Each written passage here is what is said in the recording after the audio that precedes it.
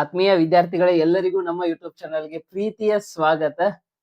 ಈಗ ಎಲ್ರೂ ಕೂಡ ಇಂಗ್ಲಿಷ್ ಪರೀಕ್ಷೆಯನ್ನ ಮುಗಿಸಿ ಬಂದಿದ್ದೀರಿ.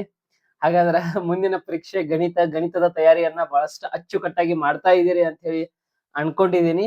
ಆ ಒಂದು ನಿಟ್ಟಿನಲ್ಲಿ 2026 ರಾಜ್ಯ ಮಟ್ಟದ ಪೂರ್ವ ಸಿದ್ಧತಾ ಪರೀಕ್ಷೆಗಳು ಬಹಳಷ್ಟು ಇಂಪಾರ್ಟೆಂಟ್ ಪಾತ್ರವನ್ನ ಬೋರ್ಡ್ ಎಕ್ಸಾಮ್ ವಹಿಸ್ತಾವ ಅನ್ನೋದು ನಿಮ್ಗೆ ಗೊತ್ತಾಗ್ಯದ. ಯಾಕಂದ್ರೆ ಕಳೆದ ಪರೀಕ್ಷೆಗಳನ್ನ ನೀವು ಗಮನಿಸಿದಾಗ ಕನ್ನಡ ಆಗಿರ್ಬಹುದು, ವಿಜ್ಞಾನ ಆಗಿರ್ಬಹುದು, ಇಂಗ್ಲಿಷ್ ಆಗಿರ್ಬಹುದು, ಅದರಲ್ಲಿ ಬಂದಂತ ಪ್ರಶ್ನೆಗಳನ್ನ ನಾವು ಬಹಳಷ್ಟು ಕೂಲಂಕುಷವಾಗಿ ಅನಾಲಿಸಿಸ್ ಮಾಡಿದಾಗ ಬಹಳಷ್ಟು ಕ್ವಶನ್ಸ್ಗಳು ರಾಜ್ಯ ಮಟ್ಟದ ಪೂರ್ವ ಸಿದ್ಧತಾ ಪರೀಕ್ಷೆಯ ಪ್ಯಾಟರ್ನ್ ಅನ್ನ ಅನುಸಾರವಾಗಿ ಬಂದಾವು ಅನ್ನೋದು ನಮಗ್ ಗೊತ್ತಾಗ್ತದ. ಒಂದೊಂದು ಕ್ವಶನ್ಗಳು ನೇರವಾಗಿ ಬಂದ್ಬಿಟ್ಟಾವ್ ಡೈರೆಕ್ಟ್ ಆಗಿ. ಇನ್ನೊಂದು ಕ್ವಶನ್ಸ್ಗಳು ಒಂದ್ ಸ್ವಲ್ಪ ಚೇಂಜ್ ಆಗಿ ಅದೇ ಪ್ಯಾಟರ್ನ್ ಅನ್ನ ಅನುಸರಿಸಿ ಬರುವಂತದ್ದನ್ನ ಕೂಡ ನಾವು ಗಮನಿಸಿದೆವು. ಅದ ಒಂದು ರೀತಿಯಲ್ಲಿ ಗಣಿತದ ಪ್ರಶ್ನೆ ಪತ್ರಿಕೆ ಕೂಡ ತಯಾರಾಗಿರ್ತದೆ. ರಾಜ್ಯ ಮಟ್ಟದ ಪೂರ್ವ ಸಿದ್ಧತಾ ಪರೀಕ್ಷೆಯಲ್ಲಿ ತನ್ನ ಪ್ರಮುಖ ಪಾತ್ರವನ್ನ ವಹಿಸ್ತದ.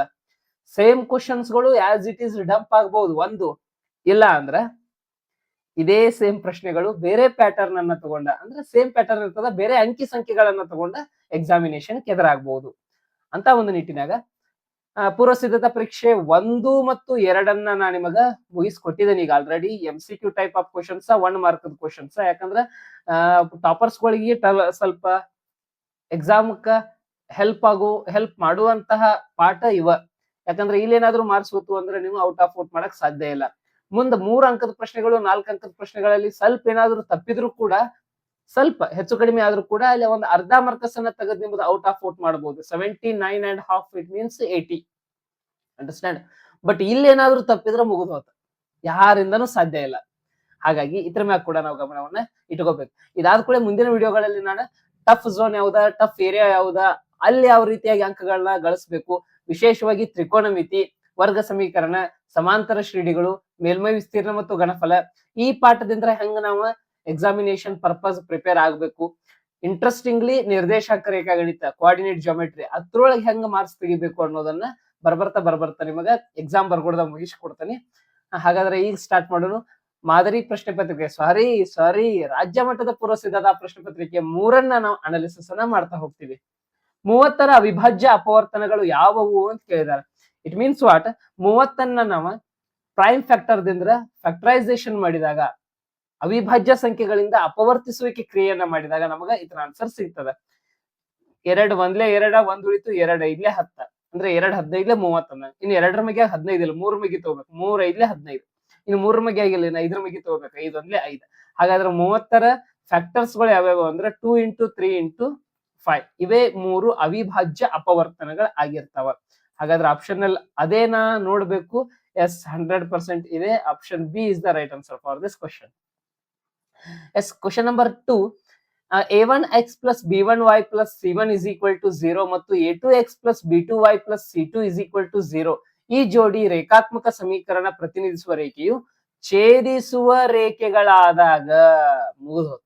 ಛೇದಿಸುವ ರೇಖೆಗಳು ಆದಾಗ ಯಾವ ರೀತಿ ಇರ್ತದ concept?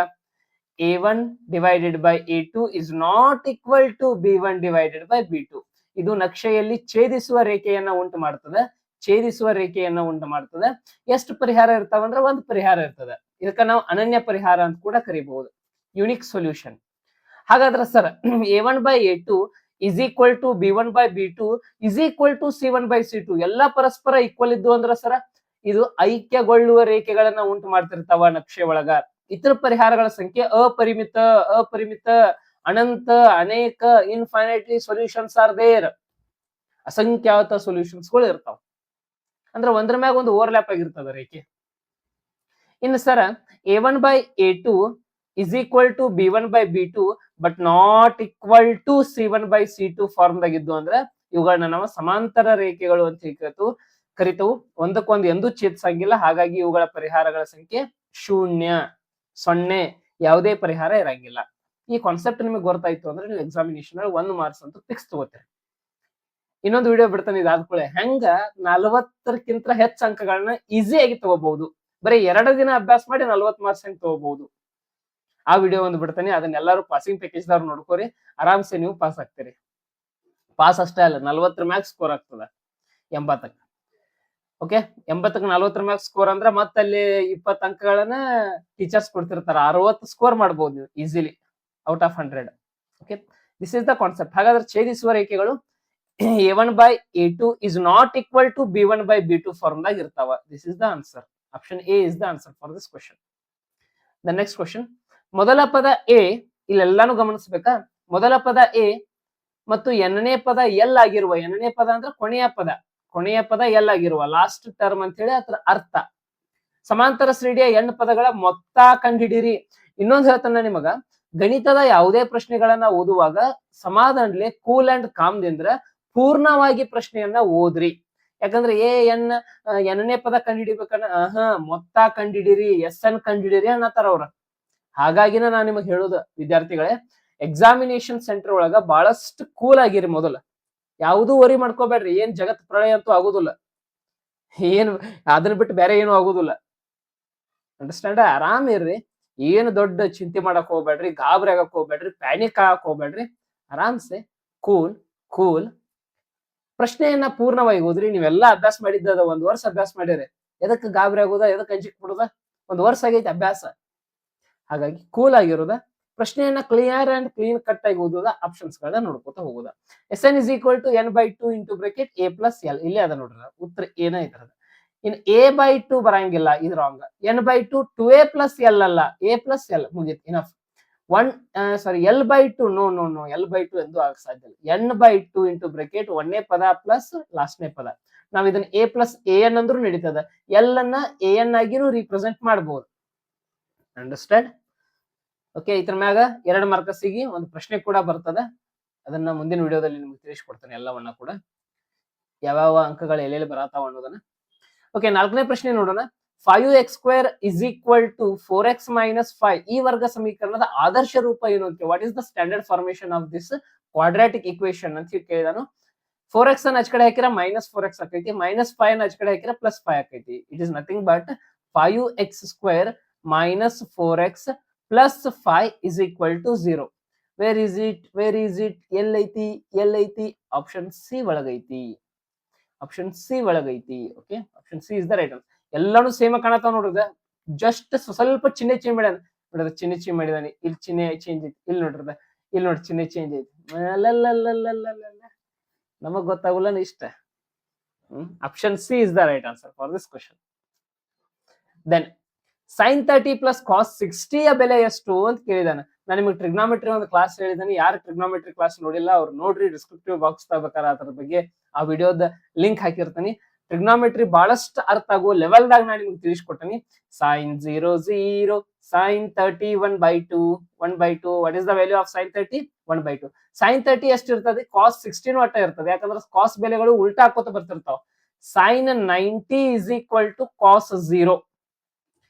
sin 45 is equal to cos 45. This is same. Sin 60 is equal to cos 30. Sin 30 is equal to cos 60. Sin 0 is equal to cos 90. Okay. ಇದೇನು ಬಾಳ ಇದನ್ನ ಮಾಡಕ್ ಹೋಗ್ಬೇಡ್ರಿ, ಪುಸ್ತಕದಾಗ ಹಾಕಿರ ನಿಮ್ಗೆ ಗೊತ್ತಾಗ್ತದೆ. ಸೈನ್ ಬೆಲೆಗಳನ್ನ ಹಿಂಗ್ ಬರೀತಿರ್ತಾವ ನಾವು, 0 30 ಡಿಗ್ರಿ ಹಿಂಗೆಲ್ಲ ಬರೀತೀವಿ. sin 0 0, sin 30 1/2, sin 45 1/√2, sin 60 √3/2, sin 91. ಕಾಸ್ ಬರೆಯುವಾಗ ಇದನ್ನ ಹಿಂಗ್ ಬರೀತು. ಇದು 0 ಆಗಿರ್ತದ, ಇದು 30 ಡಿಗ್ರಿ ಆಗಿರ್ತದ, ಇದು 45 ಆಗಿರ್ತದ, ಇದು 60 ಡಿಗ್ರಿ ಆಗಿರ್ತದ, 90 ಡಿಗ್ರಿ. ಇದು ಇಷ್ಟ ವ್ಯತ್ಯಾಸ. ಕ್ಲಿಯರಾ? ಹಾಗಾದ್ರೆ sin 30 1/2, cos 60 ಕೂಡ 1/2. ಈಗೇನ್ ಕೇಳತಾನವ, sin 30 ಪ್ಲಸ್ cos 60 ಅನ್ನ ಕೂಡಿಸ್ರಿ, ಅದ್ರ ಬೆಲೆ ಏನು ಅಂತ ಕೇಳತಾರ. ಏನಿಲ್ಲ, 1/2 ಪ್ಲಸ್ 1/2 ಕೂಡಿಸೋದು. ಅರ್ಧ ಕೂಡಿಸಿದ್ರೆ ಎಷ್ಟು? 1. Half plus half 1 full. Okay, ಹಾಗಾದ್ರೆ sin 30 1/2 ಪ್ಲಸ್ cos 60 1/2 ಕೂಡಿಸಿದ್ರೆ 1 ಅನ್ನೋದು ಈ ಪ್ರಶ್ನೆಯ ಸರಿಯಾದ ಉತ್ತರ. Then go to the 6th question. ತ್ರಿಜ್ಯ 6 ಮಾನಗಳಾಗಿರೋ ಗೋಳದ ಗಣಫಲ. ನೀವು ಏನಾದ್ರೂ ಮೇಲ್ಮೈ ವಿಸ್ತೀರ್ಣ ಗಣಫಲದ ಸೂತ್ರಗಳನ್ನ ಏನಾದ್ರೂ ಚಂದಂಗೆ ಬಾಯ್ಟ್ ಹಾಕಿರಿ ಅಂದ್ರೆ ಆರಾಮ್ಸೆ 2 ರಿಂದ 3 ಮಾರ್ಕ್ಸ್ ತಗೋಬಹುದು ಎಕ್ಸಾಮಿನೇಷನ್. ಸರ್ ಹೆಂಗ್ರಿ ಹೇಳ್ತಾನೆ, ಹೆಂಗ್ ಅನ್ನೋದನ್ನ ಹೇಳ್ತಾನೆ ನೆಕ್ಸ್ಟ್ ವಿಡಿಯೋದಾಗ. ಮೇಲ್ಮೈ ವಿಸ್ತೀರ್ಣ ಗಣಫಲದನ್ನ ನಾ ಒಂದು ವಿಡಿಯೋ ಮಾಡೋದನಿ, ಅದ್ರೊಳಗೆ ನಿಮ್ಗೆ ಡಿಸ್ಕಷನ್ ಅನ್ನ ಮಾಡ್ತೀನಿ. 6 ಮಾನಗಳನ್ನು ಹೊಂದಿರುವ ಗೋಳದ ಗಣಫಲದ ಸೂತ್ರ ಕಂಡುಹಿಡಿಯಿರಿ ಅಂದರು. 6 ಮಾನಗಳನ್ನು ಹೊಂದಿರುವ ಗೋಳದ ಗಣಫಲ ಘನಫಲದ ಸೂತ್ರವನ್ನ ಕಂಡುಹಿಡಿಬೇಕು ಅಂದ್ರೆ ಗೋಳದ ಘನಫಲ ಡೈರೆಕ್ಟ್ ಅದ ನಮ್ಗೆ ಬರ್ತದೆ 4/3πr³. ಇದು ಗೋಳದ ಘನಫಲ 4/3πr³. ಸರ್ ಬರೀ πr³ ಇಲ್ಲ, ಯಾವುದು ಇಲ್ಲ. 3/3 ಇಲ್ಲ, 2/3πr³ ಅರ್ಧ ಗೋಳದ, ಅರ್ಧ ಗೋಳದ ಘನಫಲ. Yes, go to the next question. P of x is equal to kx² plus 2x plus 3k. ಈ ಬಹುಪದೋಕ್ತಿ ಶೂನ್ಯತೆಗಳ ಮೊತ್ತವು ಅದರ ಶೂನ್ಯತೆಗಳ ಗುಣಲಬ್ಧಕ್ಕೆ ಸಮನಾದರೆ, ಬಹಳ ಇಂಟ್ರೆಸ್ಟಿಂಗ್ ಐತದ. ಶೂನ್ಯತೆಗಳ ಮೊತ್ತ ಶೂನ್ಯತೆಗಳ ಗುಣಲಬ್ಧಕ್ಕೆ ಸಮ ಆಗಿತ್ತಂದ್ರ, ಅಂದ್ರೆ ಶೂನ್ಯತೆಗಳ ಮೊತ್ತ ಅಂದ್ರೆ ಏನು, ಅಲ್ಫಾ ಪ್ಲಸ್ ಬೀಟಾ, ಇದ ಶೂನ್ಯತೆಗಳ ಗುಣಲಬ್ಧಕ್ಕೆ ಸಮ ಆಗಿತ್ತು ಅಂದ್ರ ಇಂಥ ಸಂದರ್ಭದಲ್ಲಿ ನಾವ್ ಏನ್ ಮಾಡ್ಬೇಕು, ಇದ್ರೊಂದು ಫಾರ್ಮುಲಾ ಅದ. Alpha plus beta is equal to what, alpha plus beta is equal to what, minus b by a, and alpha beta is equal to c by a. In this situation minus b by a is equal to c by a ಅಂತ ಹೇಳತ್ತ ನಾವು. Okay, ಹಾಗಾದ್ರೆ ಇದನ್ನ ಈಸಿಯಾಗಿ ಮಾಡಬಹುದು. ಇದು a, ಇದು b, ಇದು c. ಇಲ್ಲಿ ಬರ್ಕೊಂಡ್ಬಿಡ್ತಾ ನೋಡ್ರಿ. a ಎಷ್ಟು ಅಂದ್ರೆ k, b 2, c 3k. a is equal to k, b is equal to 2, c is equal to 3k. ನಿಮಗೆ ಗೊತ್ತಾಗ್ತದೆ ಎ ಬಿ ಸಿ ಹೆಂಗ್ ತೆಗಿಬೇಕು. 9th ಇರ್ತದ ಸರ್, ಹೆಂಗ್ರಿ ಅನ್ಬೇಡ್ರಿ ಮತ್ ನನಗ 9th ಈ ಕಾನ್ಸೆಪ್ಟ್ ಇತ್ತು. ಹಾಗಾದ್ರೆ minus as it is minus, b ಎಷ್ಟದ 2 ಅದ, ಎ ಎಷ್ಟದ k is equal to c ಎಷ್ಟದ 3k divided by a ಎಷ್ಟದ k. this k get cancel, then answer is -2 is equal to 3k. ನಮಗೆ k ಬೆಲೆ ಬೇಕಾಯ್ತು, k ಇಲ್ಲೇ ಇರ್ಲಿ, 3 h ಕಡೆ ಹೋತಂದ್ರೆ ಗುಣಾಕಾರದ h ಕಡೆ ಹೋದ್ರೆ ಭಾಗಾಕಾರ, -2 divided by 3. Then the answer is k is equal to -2 divided by 3. What is the value of k ಅಂತ ಕೇಳಿ ನಾನು, k is equal to -2 divided by 3. -2 divided by 3 ಅನ್ನೋದು k ನ ಬೆಲೆ ಆಗಿರ್ತದೆ. ಎಸ್, ನೆಕ್ಸ್ಟ್ ಕ್ವಶನ್ ಬಹಳಷ್ಟು ಇಂಟ್ರೆಸ್ಟಿಂಗ್ ಆಗಿರುವಂತ question. ತ್ರಿಭುಜ ABCD, ಸಾರಿ ಚತುರ್ಭುಜ ABCD, ಸಾರಿ ಸಮಾಂತರ ಚತುರ್ಭುಜ ABCD, ಸಮಾಂತರ ಚತುರ್ಭುಜ ABCD. ಇಲ್ಲಿ ಇ ಯು ಬಿ ಸಿ ಯ ಮೇಲಿನ ಒಂದು ಬಿಂದು, ಇ ಅನ್ನೋದ ಬಿ ಸಿ ಮೇಗಿನ ಒಂದು ಬಿಂದು, ಇದು B. Okay, D C F ಬಿಂದುವಿನ ಸಂದೇಶ ವೃದ್ಧಿಸಿದೆ ಅಂದ್ರೆ ಸಿ ಎಫ್ ಅನ್ನ ವೃದ್ಧಿ ಮಾಡಿದರು ಎಬಿಗೆ ಸಮಾಂತರ ಡಿ ಸಿ ಅದು ಸಮಾಂತರಕ್ಕಿಂತನೂ ಸಮನಾಗಿನೂ ಇರ್ತಾವ ಸಮಾಂತರ ಚತುರ್ಭುಜದ ಅಭಿಮುಖ ಬಾಹುಗಳಿವ. ಸರಿಯಾದ ಸಂಬಂಧ ಏನು ಅಂತ ಕೇಳಿದಾರೆ. ಹಾಗಾದ್ರೆ ಇಂಥ ಸಂದರ್ಭದಲ್ಲಿ ನಾವೇನ್ ಮಾಡ್ಬೇಕು, ಎಬಿಇ ತ್ರಿಭುಜ ಎಬಿಇ ಅನ್ನ ಗಮನಿಸಿದಾಗ, ತ್ರಿಭುಜ ಎಬಿಇ ಅನ್ನ ಗಮನಿಸಿದಾಗ ಈಚೆ ಕಡೆ ತ್ರಿಭುಜ ಎಡಿಎಫ್, ತ್ರಿಭುಜ ಎಡಿಎಫ್ ಮ್ಯಾಗೊಂದ್ ತ್ರಿಭುಜ ಕೆಳಗೊಂದ್ ತ್ರಿಭುಜ, ಎಡಿಎಫ್ ತ್ರಿಭುಜ ಒಂದ, ಇಲ್ಲಿ ಎಬಿಸಿ ತ್ರಿಭುಜ ಒಂದ. ಇಲ್ಲಿ ಏನಾಗ್ತದ, ಮ್ಯಾಗಿನ ಬಾಹು ತಗೋರಿ ಅಥವಾ ಕೆಳಗಿನ ಬಾಹು ತಗೋರಿ, ಯಾವ್ದು ತಗೊಂಡ್ರು ನಡೀತದ. ಎಬಿಗೆ ಯಾವುದು, ಎಬಿ ಡಿವೈಡೆಡ್ ಬೈ ಆಚೆ ಕಡೆ ತ್ರಿಭುಜದ ಡಿಎಫ್, ಈಚೆ ಕಡೆ ತ್ರಿಭುಜದ ಬಿಗೆ ಬಿ ಡಿವೈಡೆಡ್ ಬೈ ಈಚೆ ಕಡೆ ತ್ರಿಭುಜದ ಎಡಿ. ಇವು ಸಮಾನುಪಾತದ ಅನುಪಾತವನ್ನ ತೋರಿಸ್ತಿರ್ತಾವ. A B divided by D F ಮ್ಯಾಗಿನ ಬಾಹು, ಈಚೆ ಕಡೆ B divided by AD. Okay, ಇದೇ ತರ ಸರಿಯಾದಂತ ಸಂಬಂಧ. ದೆನ್ ನೆಕ್ಸ್ಟ್ ಕ್ವಶನ್ಗಳು 1 ಮಾರ್ಕ್ಸ್ ಕ್ವಶನ್ ಅದಾವ, ಅವನು ಕೂಡ ನೋಡೋಣ. ಗಣ ಬಹುಪದೋಕ್ತಿಯ ಮಹತ್ತಮ ಘಾತ ಡಿಗ್ರಿ, ಗಣ ಡಿಗ್ರಿ 3, ವರ್ಗ ಅಂತ ಕೊಟ್ರು ಡಿಗ್ರಿ 2, ರೇಖಾತ್ಮಕ ಅಂತ ಕೊಟ್ರು ಡಿಗ್ರಿ 1. ನೆನಪಿಟ್ಕೊಂಡ್ಬಿಡ್ರಿ, ಏನಿಲ್ಲ, 1 ಮಾರ್ಕ್ಸ್ ಎಷ್ಟು ಈಸಿ ಐತಿ ನೋಡ್ರಿ, ಆರಾಮ್ಸೆ ಈಸಿ ಆಗಿ ತೆಗಿಬಹುದು.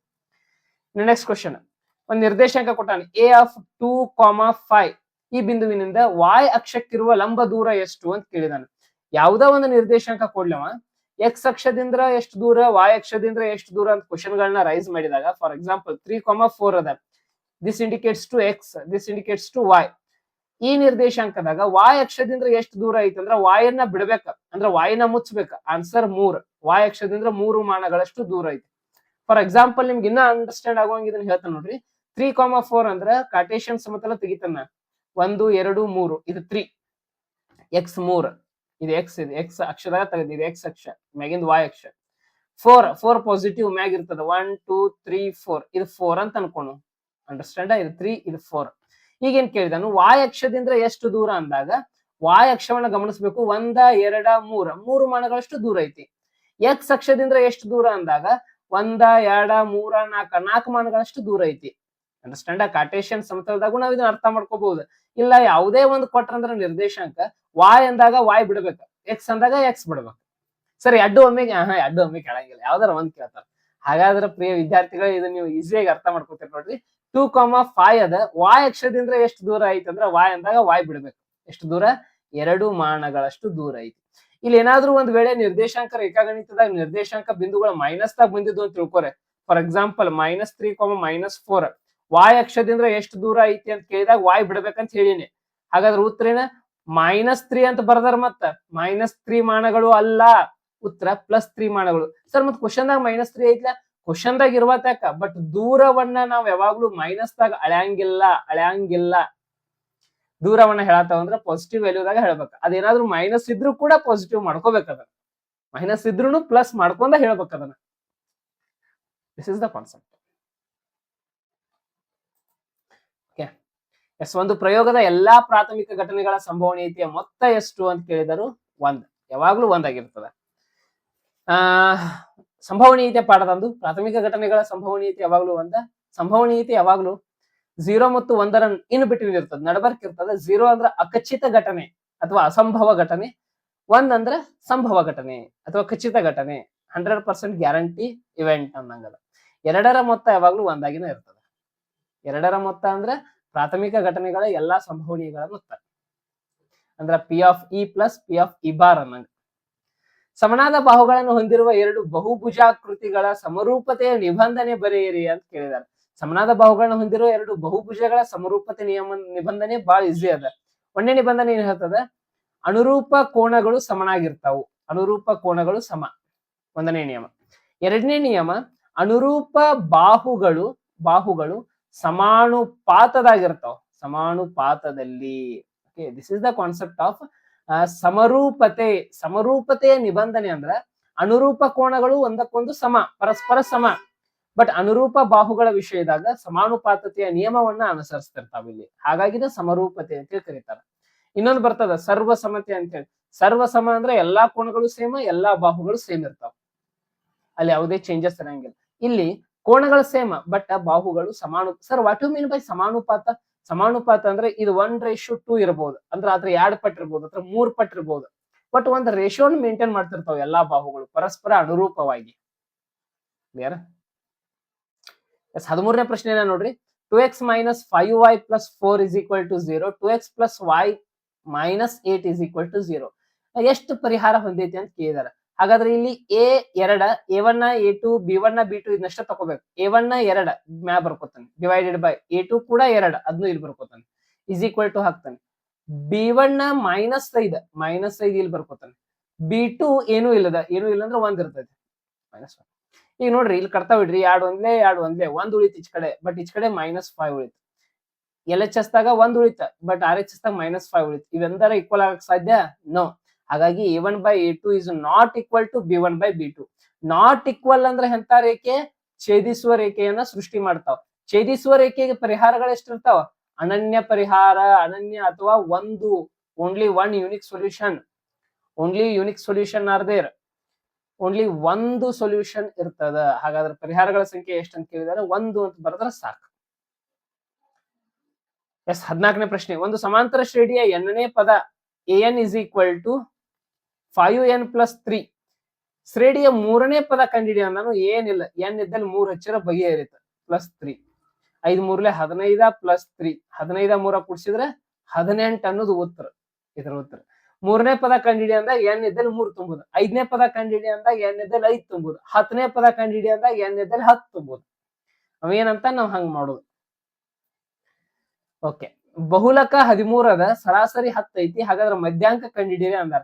ಇದ್ರ ಬಗ್ಗೆ ನಾನು ನಿನ್ನೆ ಕ್ಲಾಸ್ ಮೀನ್ಸ್ ಲಾಸ್ಟ್ ಕ್ಲಾಸ್ ಒಳಗ ಅಂದ್ರ ಮಾಡೆಲ್ ಕ್ವೆಶ್ಚನ್ ಪೇಪರ್ 2 ಬಿಡಿಸುವಾಗ 2 ಅನ್ನ ಸಾಲ್ವ್ ಮಾಡುವಾಗ ಕೂಡ ಇದ್ರ ಬಗ್ಗೆ ಹೇಳಿದ್ದೆ. 3 ಮಧ್ಯಾಂಕ = ಬಹುಲಕ ಪ್ಲಸ್ 2 ಸರಾಸರಿ. ಈ ಫಾರ್ಮುಲಾ ಬೇಸ್ಡ್ ಕ್ವೆಶ್ಚನ್ಸ್ ಗಳು ಬಹಳಷ್ಟು ಬರ್ತಾ ಇರೋ ಕಾರಣ ಬೋರ್ಡ್ ಎಕ್ಸಾಮ್ ಕೂಡ ಇದನ್ನ ನಿರೀಕ್ಷೆ ಮಾಡ್ತಾನೆ. ಶೂರ್ ಶಾರ್ಟ್ ಅಂತ ಹೇಳ್ಬಹುದು, ಇದು 1 ಮಾರ್ಕ್ ಬೋರ್ಡ್ ಎಕ್ಸಾಮ್. 3 ಮಧ್ಯಾಂಕ ಎಷ್ಟದ ಕ್ವಶನ್ ದಾಗ? ಮಧ್ಯಾಂಕನ ಕಂಡಿಡಿ ಅಂದಾನ. ಬಹುಲಕ 13 ಐತಿ, ಸರಾಸರಿ 10 ಐತಿ.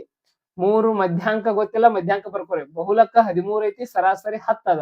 2 × 10. ಸರ್ 2 ಯಾಕೆ ಬರದ್ರಿ ಅಂದ್ರೆ ಫಾರ್ಮುಲಾದಾಗ ಅದ 2 ಅಂತ ಹೇಳಿ. 3 ಮಧ್ಯಾಂಕ = 13 + 2 = 20. 3 ಮಧ್ಯಾಂಕ = 13 20 ಕೂಡಿಸಿದ್ರೆ 33. 13 20 ಕೂಡಿಸಿದ್ರೆ 33. ಇನ್ನು ಮಧ್ಯಾಂಕ ಬೇಕು, 3 ಗುಣಾಕಾರ ಐತಿ, ಹೆಚ್ಚ ಕಡೆ ಹೋದ್ರೆ ಭಾಗಾಕಾರ ಆಗ್ತದೆ. ಇಟ್ ಇಸ್ ನಥಿಂಗ್ ಬಟ್ ಮಧ್ಯಾಂಕವನ್ನ ಕಂಡುಹಿಡಿಬೇಕಂದ್ರೆ 33 ಡಿವೈಡೆಡ್ ಬೈ 3.